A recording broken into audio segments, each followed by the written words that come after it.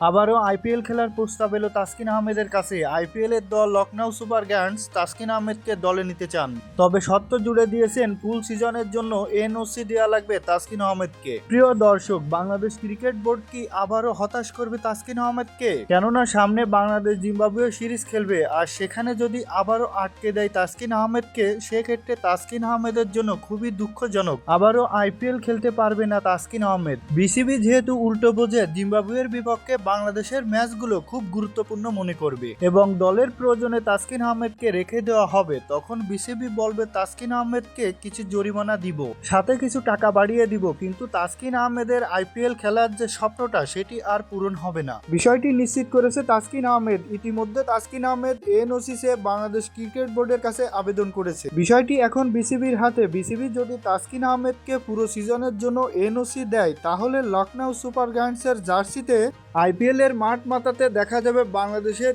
Speed star pace bowling তারকা তাসকিন আহমেদকে।